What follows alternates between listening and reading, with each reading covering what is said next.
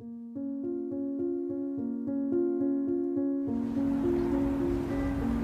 me tell you something you already know. The world ain't all sunshine and rainbows.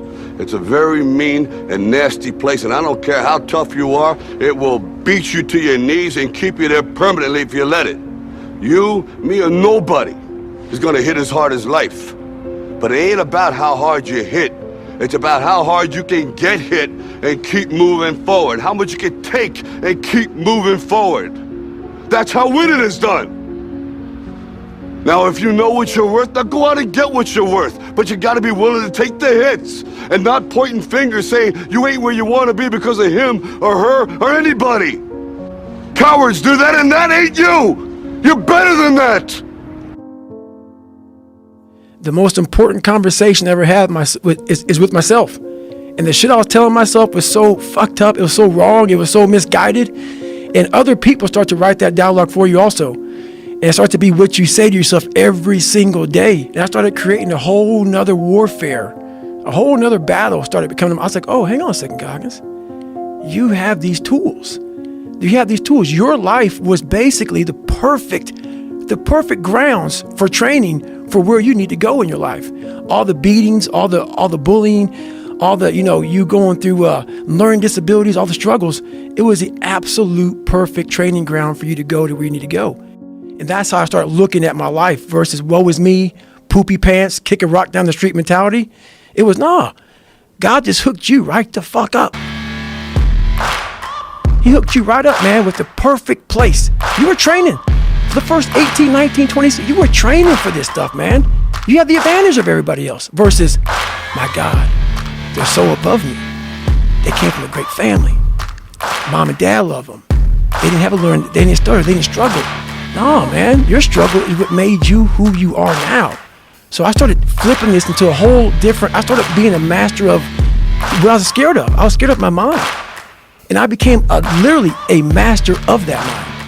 And that's what now, from now on, it sets me apart from most people. I started diving into that.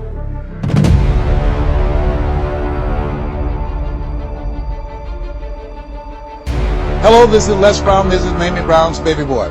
I hope you took some time to really go within because, see, no one knows you like you. So I want you to think about your goals and dreams, and here's what I want you to do right now. I want you to say to yourself, it's possible. It's possible. I mean, one of my main issues that I had to dramatically change about myself was I had to develop courage. I used to go see people do things. I saw speakers on stage. My heart would say, I can do that. But I didn't have the courage to stand up for myself. For 14 years, I procrastinated. For 14 years, I kept myself as a spectator sitting on the sidelines. And then I saw a speaker, and he was so boring, the room was as quiet as a graveyard between funerals. And I said, whoa, if he could do it, I know I can do it. And because I saw what he did, and his brother-in-law was sitting next to me, and he said, you ought to be that boring and earn the kind of money he earned. I said, how much do they pay him? He said, $5,000. I said, $5,000? He's only been talking for about 45 minutes or an hour. He says, that's how much they make. Now, I wasn't earning $5,000 a month. I said, wait a minute. If he can do that, I know I can do that.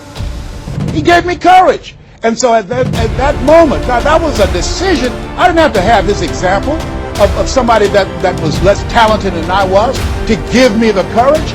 I should have had the courage to stand up myself, to believe in my own stuff. The truth of the matter is, I didn't.